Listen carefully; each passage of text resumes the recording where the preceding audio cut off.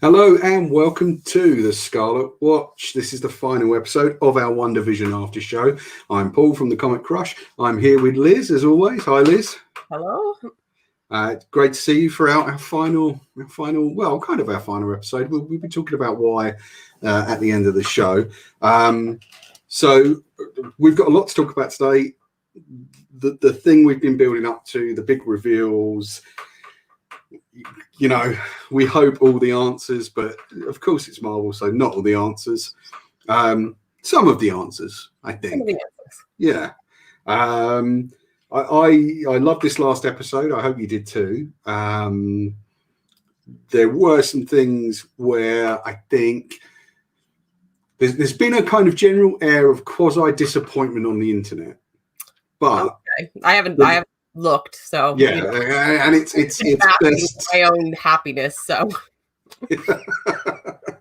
well, that's the thing, and I think that is it for most people. Is don't get wrapped up in what everyone's saying about it. And Rich Douek, funny enough, said a very interesting thing. Do you remember Rich? He's the guy that wrote Road of Bones. Oh yeah, I do. And he's currently doing Sea of Sorrows, which is a great book. Road of Bones is a great book from IDW. I advise everyone to go and get that in trade. If you like horror, it's a fantastic, bleak horror comic that Rich Douek did with Alex McCormack last year. I did actually interview Rich when he popped over to London. However, I think that interview in the sort of transition from All But All to the Comic Crush has vanished. If I ever find it again, I will put it up, because he was talking about Road of Bones, and he was talking loosely about Sea of Sorrows, I believe. But Sea of Sorrows, Road of Bones, check them both out. They're fantastic. Rich Douek said, you know, we watch the show in our head more than we watch the show on TV. And I think increasingly with this type of entertainment, that's very true. And it comes down to what your expectations were of this particular show. There were things I would have liked to have seen, and reveals I would have liked to have been made that weren't, but I'm okay with it, you know? Yeah, I think that's a very sage thing that he said, because I think this show in particular had so much speculation sort of, you know, placed upon it by everybody. By us. Currently. But everybody probably had made up their mind about some of the things they wanted to see happen and they wanted to be right about. And, you know, I think certain things, you know, that you and I conjectured in like the first, you know, episode of this show did come to pass. Yeah. And others did not. And, you know, you can't get hung up on the things that, you know, didn't play out the way you thought they would. You know, because otherwise it would be pretty like boring and predictable if you could have sort of guessed all the answers, you know, however many episodes in advance. And so I was glad to be wrong about certain things. Oh, yeah, me too. And I think a few others tweeted that out, that, you know, they would never been so glad to be wrong. One of my favorite things was Marcus Dupe, who commented in the comment section, suggested that after our spirited conversation on Mephisto last week, that the Stalk might be Mephisto. I did promise him that if he turned out to be right in any kind of way, I would send him a comic, as long as he was based in the UK. Sadly, Marcus, you were not right. I'm really sorry. We all fumbled the ball on Mephisto. I mean, you know, you don't know. Stork could be in Falcon and Winter Soldier, you know, could be there on the front lines, transfigure into Mephisto. And, you know, we were all wrong, because no Mephisto at all. No Mephisto. Right. Well, you know, can't win them all. I still haven't given up on Mephisto turning up at some point. I'm going to be looking for him.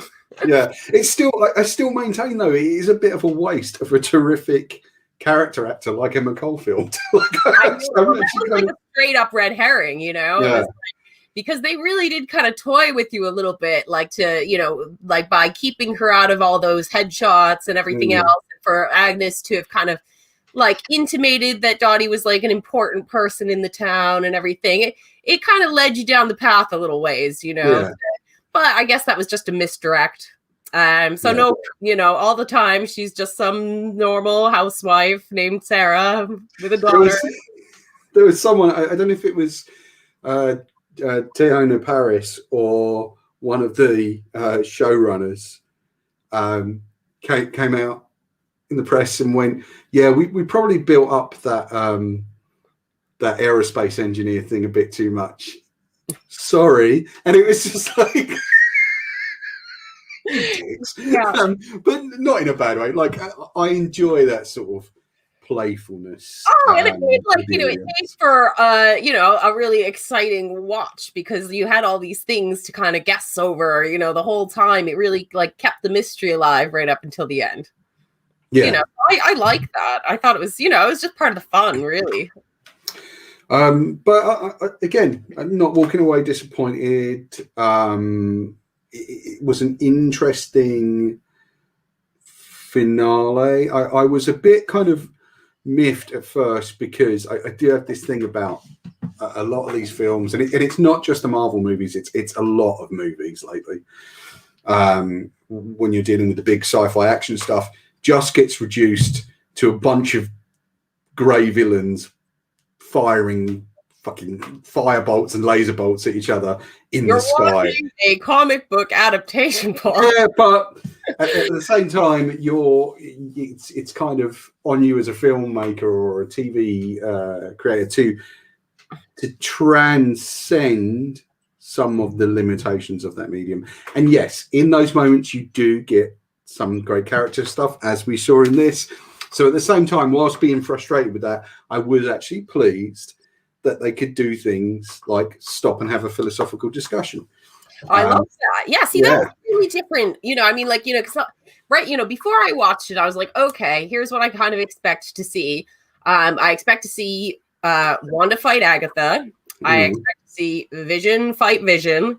And I expect to see some sort of showdown between Monica and fake Pietro. So that's what I went in with. And that's pretty much what I got. You know, but I thought that, like what you're saying, yeah, okay, like it's a superhero thing, you know, you need people in capes to punch each other. That just needs to happen. Yeah. And we got that, but we also got that really cool moment with the Vision that's like, you know, like set in a library. And yeah, they end the fight by having a philosophical conversation and, you know, basically just coming to a peaceful conclusion. Yeah, now that has its basis in which I only found out today. Someone tweeted about this today. I'm gonna let you know. It's someone called when I get to it, because I've now managed to log out of everything. But it does have its basis in the Mark Waid, Mike Del Mondo run of Avengers, which I think you've read some of. Right? Yeah, I don't think I remember that conversation. I probably didn't get that far, but that's interesting to know. Yeah, I didn't realize that was kind of lifted from, you know, actually a relatively recent comic.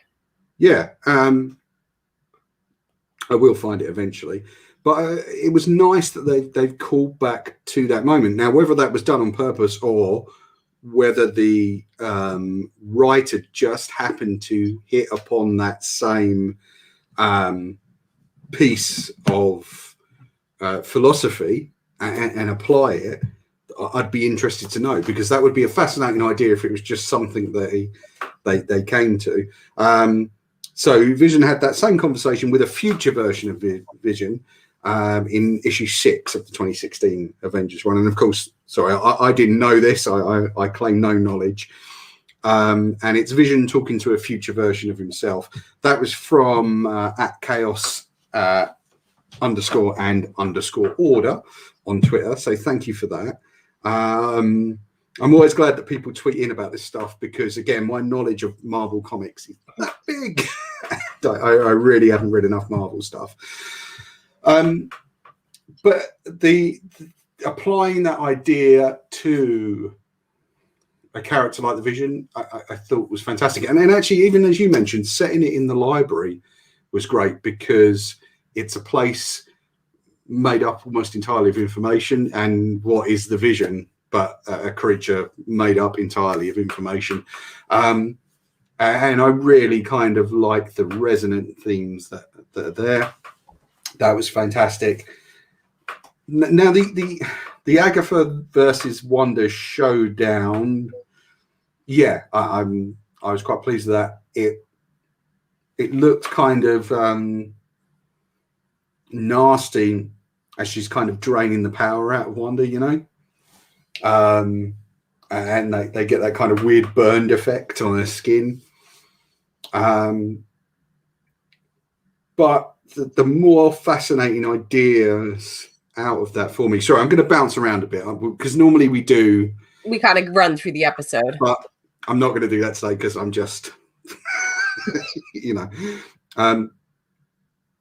the more fascinating idea in that was the townspeople kind of coming together, because what it recalls, of course, is things like the monster being chased out of the village with pitchforks, and you know how the townsfolk would have treated witches way back when.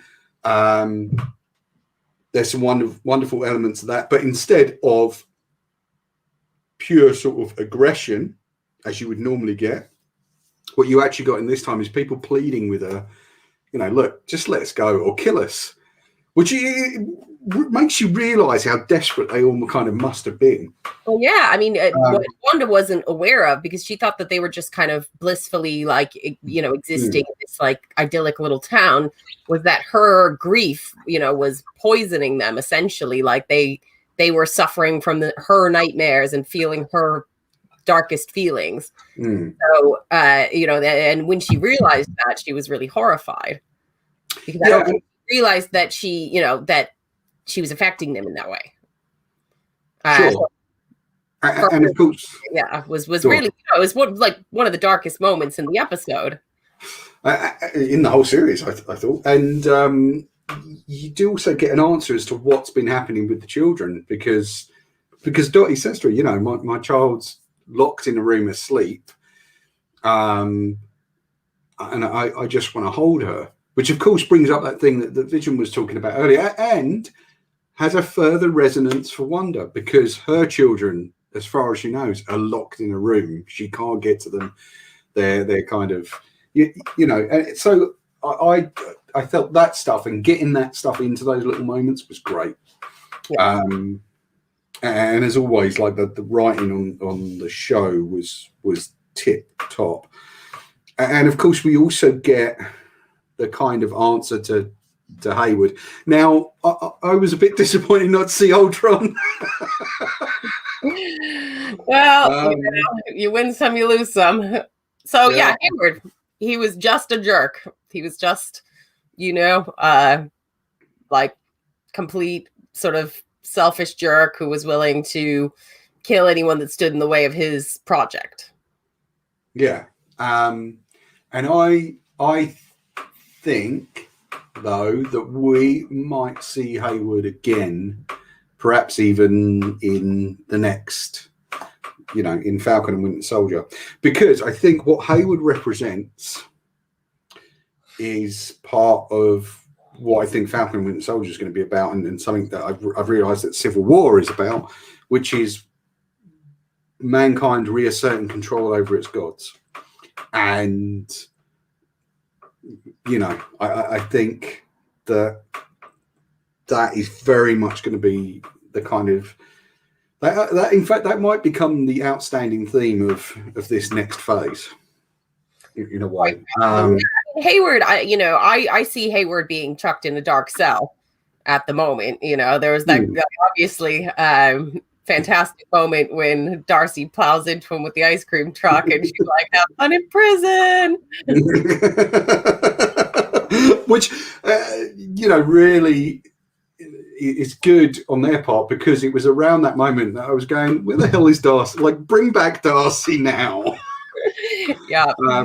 But also, I still think she, of all the characters, she got the shortest shrift in this episode. He did, but every, I mean, like every, sort of cameo with Darcy is, a joy.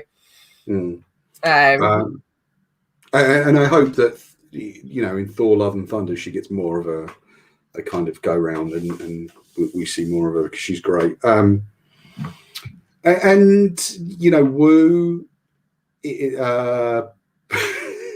still doing the magic, which I loved. Yeah, everybody gets their, however brief. Yeah. And of course, now you're dealing with Monica Rambeau. Yeah, so Monica, she's so we kind of meet back up with her, where we get one of the biggest answers to someone we've speculated upon. She's in the house, the man cave with fake Pietro. The thing is, though, real Pietro had a man cave. Remember, like he had his own little. It could have been, that would have been plausible, but yeah, I mean, so as it turns out, not Mephisto, definitely not Mephisto, but he is the mysteriously absent husband Ralph. Right, and that kind of, again, there's story there that's left unexplored, because we get that obviously his identity has been sort of transmuted from Ralph Boner into fake Pietro by Agnes. But was he always aware of who Agnes was, or who Agatha was, or I mean, my take on it was he just happened to live in the house next door, and so it was a convenient place for her to park herself, and he lived by himself. He was like this sort of out of work actor, and easily manipulated by Agnes. So that was my take on it. I don't think he was really complicit in any way, beyond being Agnes's puppet. Yeah. Okay. But I maybe would have liked to have seen a bit more there. But when you get to episode 9 of a 9-episode show, it's too late to go back and start kind of unraveling all the answers, and it kind of doesn't matter in a way, because ultimately it's not helping you fulfill that kind of end point where you want to be at. And also we get a couple of shout outs to things like the Darkhold. I mean, which is the first time. Yeah. I think that might pop up in the Hellstrom series that's on Star now on Disney Plus in the UK, or is on Hulu or FX in the US. But it's the first time we've seen it in the MCU. Right. Yeah. I mean, for sure. That was really cool. I wasn't expecting that, but it makes perfect sense. If we're talking Scarlet Witch, Agatha Harkness, these dark magic users, then like by all means bring out the Darkhold.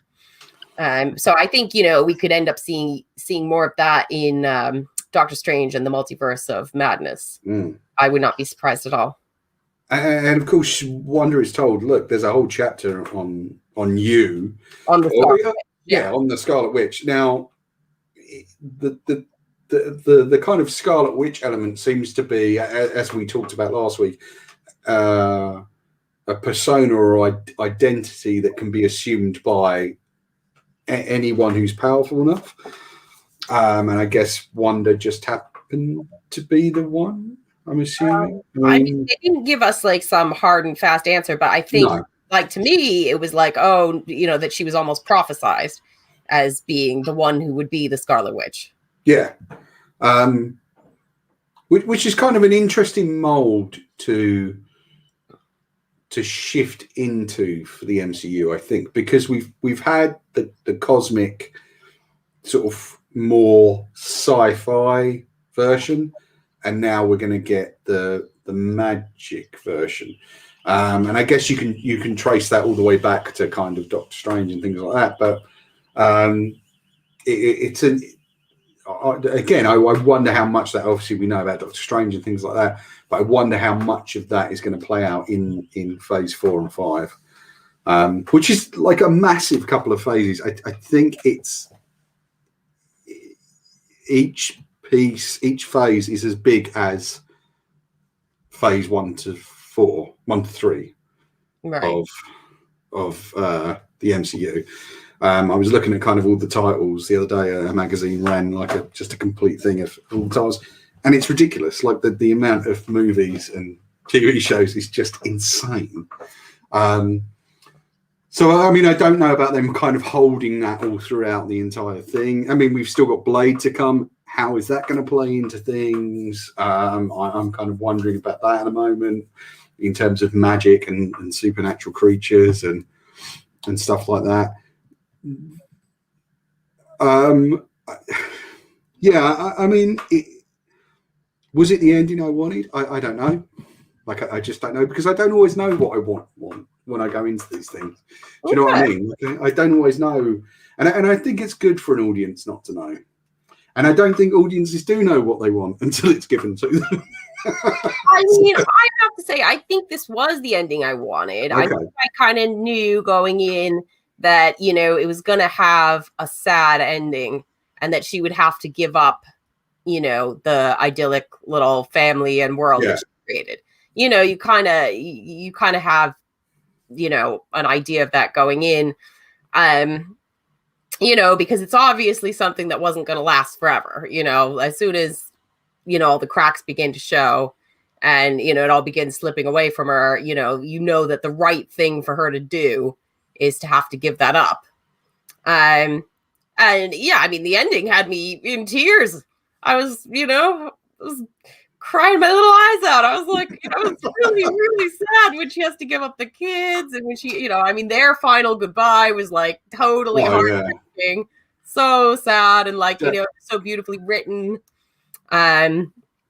You know, and it really, I think, like, in terms of probably all the like romantic relationships in the MCU, I think this was definitely the one that, like, you know, hit me the hardest, you know, because that's not something they really, you know, explore in the films as much, because they just kind of, you know, a lot of the romantic stuff just gets kind of sidelined in favor of story and action.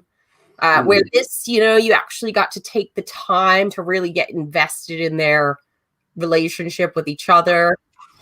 So it was, you know, it's really like just moving, and, you know, I was, yeah, very emotionally sort of devastated by it. I think I'll be more upset if something happens to MJ and Peter in the next Spider-Man film. Like, I'd be crushed if that happens, because that's been my favorite romantic relationship in the MCU, because it's one you've actually seen progress. Whereas I think with WandaVision, a lot of it happened off screen in things you'll never see. So it's kind of, but okay, I really disagree. I felt like, you know, in this, like, this series, because honestly, sure. Okay. Like, in films themselves, I was not invested in their relationship at all, because you just don't really get to spend any time experiencing that. So the show, you know, completely changed that for me. You know, by the end, I was like, oh God, like, you know, just, you know, you are rooting for them to find a way to be together. And yeah, I think that's the power of these shows. I think the power of these shows is that they can take the time to give you like that, you know, spend that time building the relationships, where if it was just happening in the films, they just wouldn't have the time, you know. Yeah, and I think that's very true. That's certainly something I remember watching a sort of one of Patrick H. Williams' videos, and he's like kind of a video essayist, if you like, who I really like, and I really admire his stuff. And then he has problems with the MCU, and he one of his things was that they don't, because of the nature of filmmaking versus, say, the nature of comics and then television, You don't always get to see the in-between parts, and it's a thing where it's a type of entertainment that would actually benefit from seeing that stuff. But we talked about this all the way back in the first episode when we did this, that this show actually obviously gets to show you the in-between parts. So yeah, I think you're right there. But yeah, I mean, within the larger context, I didn't feel as invested, but like yourself, I guess invested because of the show.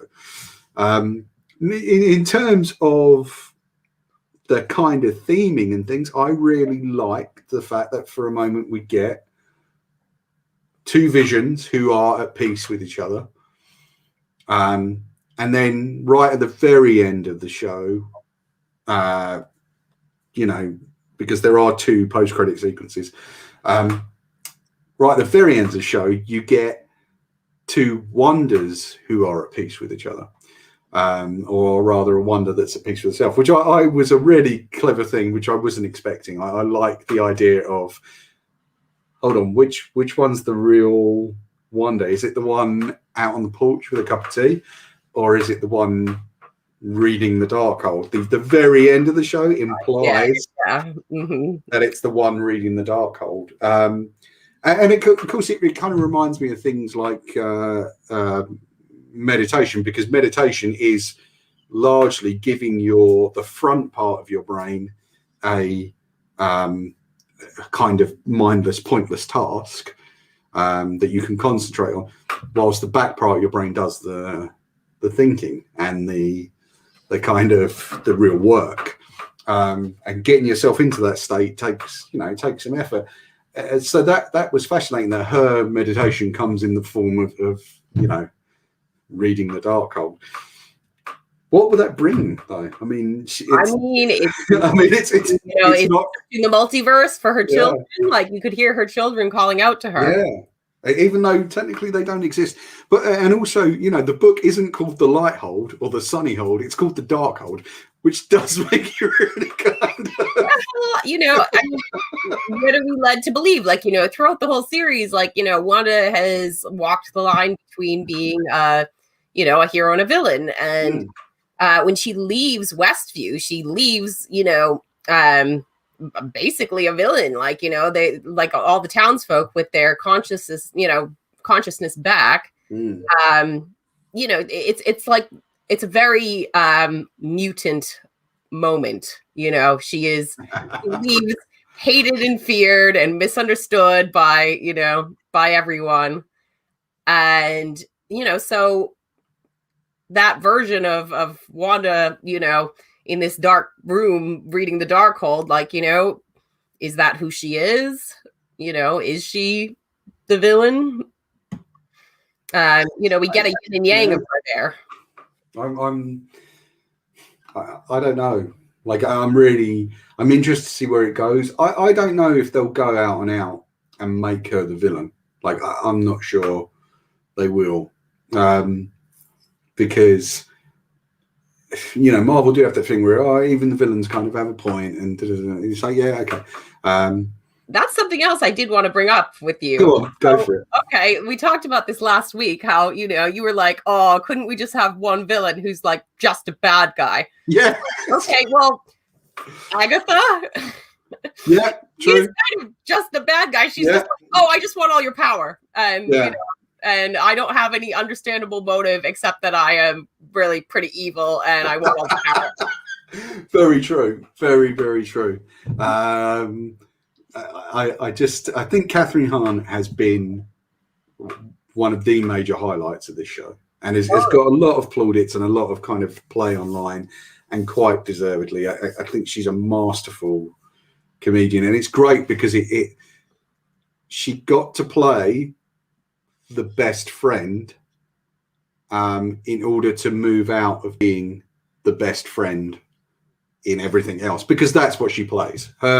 Judy Greer, I think she's even said it in interviews. Judy Greer, they're kind of always the pal, and then Kate Hudson's running around, and it's just like it's that sort of thing. And she's a terrific actress. I haven't seen a lot of her other work, things like I Love Dick, which is supposed to be a great show, which is the thing she did with Kevin Bacon last year or the year before, that's on Amazon. I do now want to really catch up on that because I think she is superb. And yeah, she is an out-and-out villain. And of course, punished in this unique way where she just gets kind of mind wiped and she has to stay in this decaying town. Yeah, and like, so what I also wondered was like, okay, well, if the hex has gone away for everybody else, I mean, does that mean she just has to live in the regular world as Agnes, or is she in some little pocket of the hex that still exists, or what? I've no idea. I mean, it'd be interesting because I honestly thought that Wanda might actually keep the hex up just for her. Do you know what I mean? Like just in the house, and right? But she doesn't. No. So I don't know what's going to happen with Agnes. I can of course see Agatha, coming back sometime soon. She does say, like, right before Wanda like sort of mind wipes her, she's like, "You're going to need me." Yeah. So it wouldn't surprise me too much if they do, end up calling on her at some point. Maybe even in the Doctor Strange movie, because that's not until next year. So there would have been plenty of other stuff. There's still a whole bunch of Marvel stuff to come out this year. Loki, Falcon Winter Soldier, Spidey. I've actually lost count. Black Widow. I'm sure there's at least basically Eternals. Mm-hmm.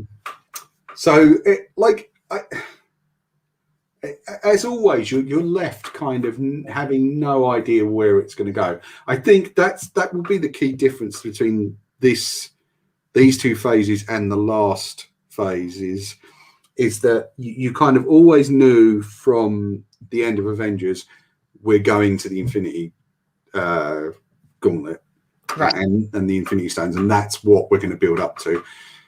Now, I think all bets are off right now. Yeah, like who knows? Like, I mean, we know that the multiverse is going to play a role in at least this first phase of films with Doctor Strange and potentially Spidey. So there's that, but there's no clear trajectory yet that we know about. The Gauntlet.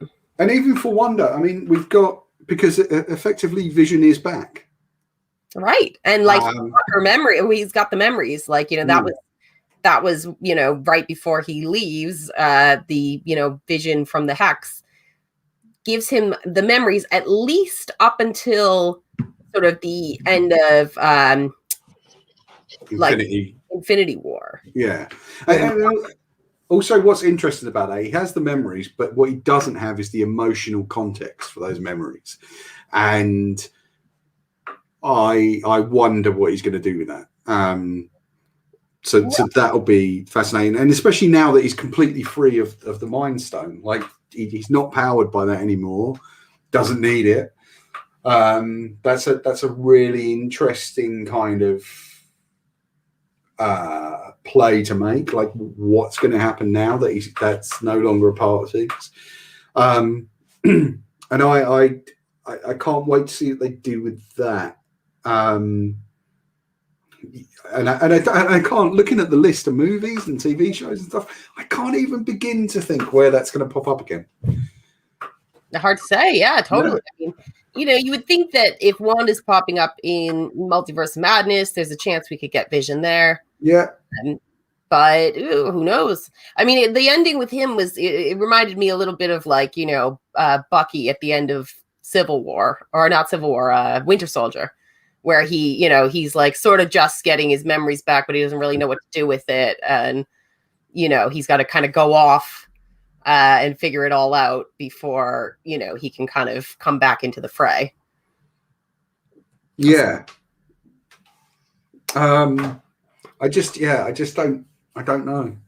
And where are we with the Avengers themselves? Because are the Avengers still around? Is there going to be a team of Avengers that he can go to? Will we effectively be looking at, because with all the rumors flying around, there was a lot flying around a few months back about Chris Evans being signed back up to do Cap again. which he responded to eventually by just going, "This is news to me." There is a lot of talk of that they immediately signed Downey Jr. back up again. And of course, Armor Wars is coming, which we know will deal with kind of Tony's legacy. But does that mean Robert Downey Jr. come back? And I wonder if, in a way, at some point, we're going to get a resurrected team of Avengers that aren't going to quite be the same because, you know, Natasha's dead. I think Natasha is going to pop up during Loki. But I'm also kind of ready for the person that I think is her to not be her, because it's only just one shot, and it could be someone else. And in fact, I believe it is another character. I just can't bloody remember who that character is right now. But you know, could we be looking at the possibility of, because we might be dealing with multiverses, could we be looking at a resurrected Avengers? I mean, that's all the fun of the multiverse, you know. And ultimately, resurrection does seem to be a theme because, one, it's comics. Two, remember, we've already resurrected all the people that were killed pretty much in Infinity War, nearly, apart from a couple of exceptions. Natasha and, Vision wasn't going to be, but, you know, now we're back. I did get momentarily excited when I thought I thought Wu had given, like, when he made that phone call. Did you think that might have been? I thought he was going to call like one of the Avengers or someone that he knew. Oh, okay. I didn't like, you know, it didn't cross my mind. But yeah, it just turns out to be the FBI. I'm satisfied that what we got was. I think we got the ending we deserved. Yeah, I think it was like really emotionally satisfying. You know, it was like very bittersweet. And you know, I felt really, very, very emotionally satisfied by it. And most of the answers that I got, I was really happy with. Like, you know, I think you know, you don't need there to be too many, you know, sort of villains. You don't need there to be, you know, too many characters that, you know, have some like significant identity. Like, if you're kind of hanging on for all that, like, you know, you might find yourself disappointed. But I thought it was like, you know, and like I'm guessing, you know, that like I haven't looked at the internet and seen what people are complaining about, but you know, if somebody's bummed out that like Dottie was just a regular person, it's like, well, you know, but that's okay. Like, you know, she doesn't have to be anybody special. In fact, you know, you've already got like such a full cast of characters that it's like, you know, might be a waste if very true. Somebody, you know, somebody of, you know, kind of comic significance. And we've already seen, you know, we've seen the sort of birth of new heroes in this with Photon. And one like minor disappointment. Go on. Is that like it does seem like Evan Peters's Quicksilver is not, you know, going to be part of the MCU, which I was like all jazzed for. Actually, I could have been really into that. So a rumor popped up yesterday on CBR, I think, that actually came via another website or a source or whatever. That Marvel are working on an X-Men movie, tentatively titled The Mutants.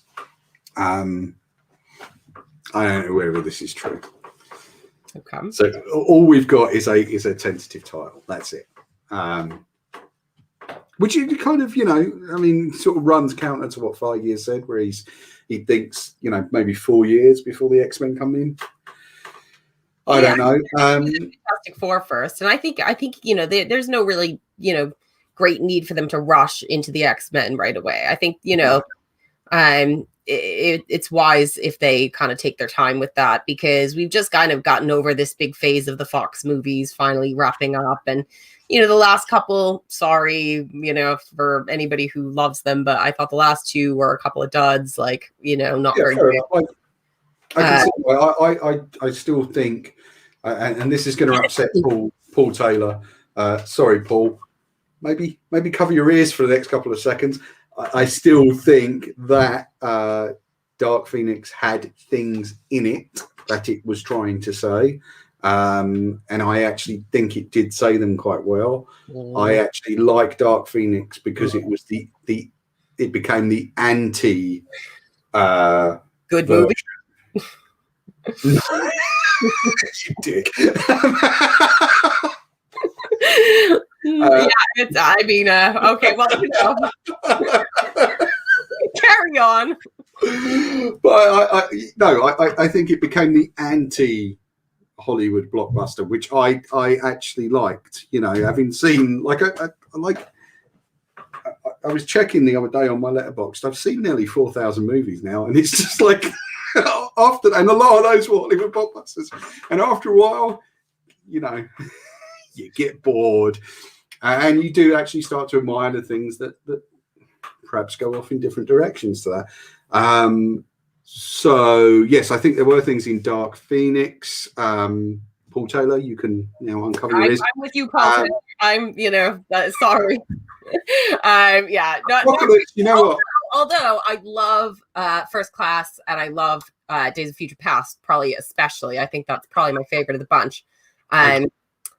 So I did rewatch Days of Future Past recently, and again, the things I like about it are still the things I like about it, and the things I don't like about it are still the things I don't like about it.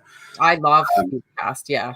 And I think that's the first one. Oh, sorry, not Days of Future, but First Class. I meant Days of Future Past. I want to rewatch because I've got the other cut, the other version, the longer version, the one that actually had Rogue in it. So I'm at some point I want to sit and have a proper. I've still not bloody watched it. I've had it for about 3 years.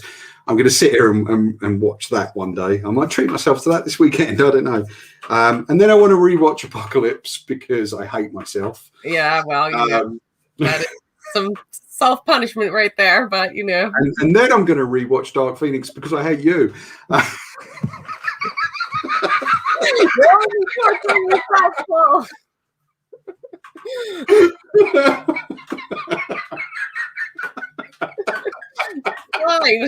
It's all part of my evil plan. Yeah, I'm very disappointed that you didn't turn out to be Mephisto, but not surprised really. So yeah, I don't know, all to play for in the Marvel universe, I guess. Lots to come. One thing I did like about the ending of the show is that it stays true to Uncle Stan's maxim of the illusion of change, because at the end you get the Vision back, you get Wanda, you get the Scarlet Witch, you get all the things you had at the beginning, but you don't. They're different, but and that is the thing. And I'm really kind of fascinated by that idea, the illusion of change, because that's the thing I only found out about through one of Patrick H. Williams' videos, funny enough, I think it was, in the last couple of years. And of course, it's something that you're always aware of on the discrete channel, but you're never actually really kind of, oh yeah, of course. Nothing changes, but everything changes. It's ultimately nothing changes, yeah. It's like the Vision was one of the, the very few characters to come out of Infinity War and Endgame as like, he's dead. He's just totally dead. Yeah. Even Paul Bettany thought that was it, he was like, okay, well, I guess that's the end of my story. And I can't use the language that was used in the message that was sent to me, but I got a message from a friend saying Paul Bettany is a. I was like, why? He did say that the actor that was going to turn up was an actor he always wanted to work with. Brilliant. And yeah, like you said, Paul Bettany, like he thought his career was over when he got exactly when he got Jarvis. In fact, not when he got Jarvis, but just before Age of Ultron, I think they called him in, and he apparently genuinely thought he was going to get fired. Like he just thought that was it, because he'd done the voice, and in fact, I think the only reason he took Jarvis was because he'd done a couple of movies. He'd done a film called Legion, which was that kind of bizarre movie I've still never seen, but it just looks bizarre, which is about like angels and devils who have like a gun battle out in the desert at a diner. Like I've still never seen it. I bet Jason Nat has seen it because he's seen every bad movie ever made. I've still never seen it. But he genuinely thought, like he was told by his agents, look, it's done for you in Hollywood. Just forget it. It's not going to work. And then he got Jarvis on the back of that, which I think wasn't even that well paid because it was just Val. I mean, yeah, and that's Iron Man 1, which was not, like they had no big expectations riding on it. And I don't think he ever met any of the MCU guys because he did all his stuff separately. Yeah. I don't know if he did it after Downey Jr. Came in and did his scenes and then he voiced over around that, because obviously Downey is an improviser and just bang, boing, boing, boing, boing, he's bouncing around all over the place. But yeah, he thought it was over, and now he, one of the major cogs in the wheel, and I really like that. Yeah, I don't know. It's going to be an interesting year to watch where this all goes, especially given what we've already gone through in the last year to get to this point, and the reason why things have been moved around. I don't think we'd have got as many Marvel series this year if not for COVID. I'm sure we talked about that before. So I'm kind of curious to see where the next year takes us. But excited, like as always. If only for the prospect that we get to come and do this every few weeks. Exactly. Well, hey, we've got how many weeks before Falcon and Winter Soldier starts? So 19th of March. We're now on the 6th of March, so only 2 weeks. Just to let people know, okay, so next week there is one more episode of this show to go. The reason why we've got an extra episode is because we're going to do a crossover with the guys from the podcast Let's See What's Out There, which is nominally a Star Trek podcast. But because there aren't that many Star Trek shows on the moment, they kind of branch out into other things. They've done The Mandalorian. They've done WandaVision. So next week we're looking at having 6 of us. It'll be like the Brady Bunch. Yeah, we can have our heads like I'll see if I can do that, actually. Yeah.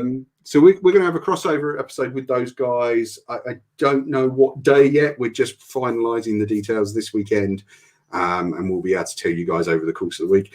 So do drop back in and see us there, and that should be available on both kind of portals. I don't know how we're going to do it yet, but we're working it out. But that's Keith Isles and like his buddies, and I'm looking forward to doing that with them. Just really as a sort of dissection of this sort of show and how we're feeling about it. I'm interested to hear their thoughts. We did have a message from Dan Bussey. Living the dream. Dan Bussey. Where is he? So he says that he feels that they stuck the landing with the show. You kind of get Vision back.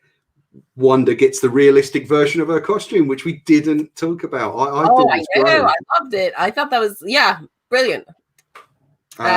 Really nice way to have, to kind of have it materialize too, with the like form of her magic and, her sort of understanding that, that she is the Scarlet Witch and, sort of possibly learning of the Darkhold at that, at the time.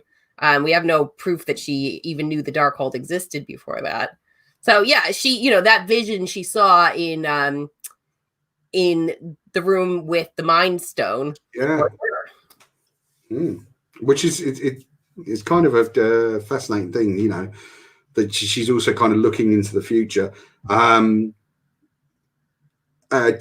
feels that the whole thing, was a great meditation, a perfect meditation on grief, and that's yeah. I think that's what we got. I think you're right there, Dan. But like, yeah, again, just really kind of buzzing with where we're going to go next. Yep. Yeah. and I think that goes back to what Rich was talking about, which is, you know, you watch the show in your head, but also I think we are there might be a thing where perhaps we are relying on the anticipation of the show rather than the show itself, which is a kind of weird line to tread, because you can only really be disappointed. But yeah, I've enjoyed this. I'm really glad Disney Plus kind of, or Marvel rather, took this kind of direction with it. And it seems actually the more money they make and the bigger the films get, and the more it seeps into the culture, the more risks they take, which is interesting. It is. Yeah, I mean, it's I mean, you know, something like this, like on paper, it sounds really bizarre and like something that they, you know, you can't imagine them venturing, like, you know, the whole sitcom world and everything.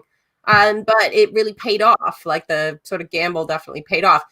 And obviously the budget they put into it and everything, like they really kind of, you know, spared no expense in making it seamlessly kind of like slide right into being a part of the cinematic MCU. Yeah. There is an artist called Amelia Thompson who is on Instagram, I think, as Amelia Thompson Art, who's done a pair of WandaVision trainers, like slip-on trainers. I can't show you here, unfortunately, because the camera won't pick up my little phone screen.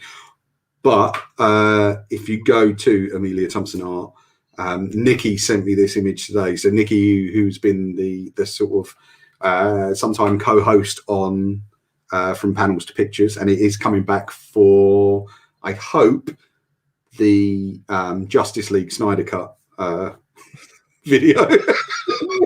I look forward to discussing that with you, Carl. Yeah. Well, we are gonna. Do you know what? I think Nikki sent this to me anyway. Nikki sent me the trainers. Sorry, I'm going off book here, but Justice League Snyder Cut is a major kind of thing. You know, culturally, it's become a real melting pot of moods, shall we say. I didn't think it would be available in the UK in time. I've been informed that apparently it is going to be day and date in the UK. Oh, wow. So it's going to be available on things like Amazon Prime. So I am going to watch it. Nikki is going to watch it, I hope. It might take us a few days because it's going to be like 4 hours and 20 minutes long. And it's not going to be divided into chapters. Although it is divided in chapters, it's not going to be shown individually. It's going to be shown as one thing. So me and Nikki are going to do the episode, I hope, of From Panels to Pictures. I'm still kind of working that out with her time-wise. But what I might do for the patrons, if you are one of our people who very kindly give you money to do the Patreon, is I might try and get the four of us together. So me, you, Nikki, and Keith, and we'll do a joint kind of post Justice League Snyder Cut special, where we can say what we want and just we'll be as honest as we like about it. It is just for the patrons. I would say you have to switch off your tactful button there, Liz. It'll be hard. And you can just say what you want and you know, be as vicious as you like.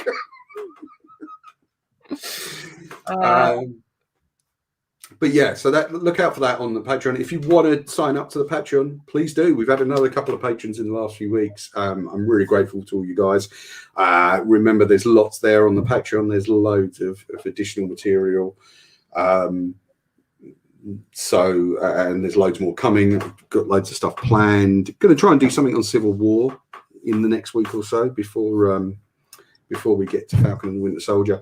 And of course, that special episode of the Scarlet Watch is coming to the YouTube channel sometime next week, probably next weekend. We're going to aim for Saturday or Sunday. I'm going to talk to Keith and work that out tonight. But yeah, really looking forward to doing that. A couple of new subscribers on the YouTube channel, including Mr. Tony Van Raas. Hello, Tony. I just want to give you a shout out. Tony is one of my favorite people in the world. I absolutely love Tony to bits. He's a sort of budding comics writer. He had a really good comic out last year called Crow Song. In 2019. That's really good, a sort of anthology book. You can follow him on Twitter. He is a lovely, lovely guy. He sent me a photo of his TV screen, which was myself and Gemma blown up because he was watching the Comics Touch, episode 2 of which is available now, guys. Liz, this has been an experience. Thank you very much. Remember, you can follow Liz on Twitter at Liz C. Jordan. You can follow The Comic Crush at The Comic Crush on Twitter and Instagram. You can catch up with thecomiccrush.com every week. There is loads of stuff on there. I actually managed to get some articles done this week. I'm really happy with that. Loads of stuff planned for the next few months. You can catch us on Facebook, The Comic Crush. Check in with us. Help us out with the Patreon, guys, or buy something from the web store. It all helps keep the store going, and it means that at some point I'm going to be able to pay Liz for all the time that she gives doing these podcasts. And, you know, it is a chore for her because, you know, we've known each other for 10 years. She's hated every minute. But look, she comes back every week. I think she deserves a bit of cash for that, guys. So come on, help us out. You can join the Patreon for £2 a month. Goodbye. Farewell. Bye. Liz, catch you next week. See you then. Catch you next time on The Crush, guys. Bye-bye.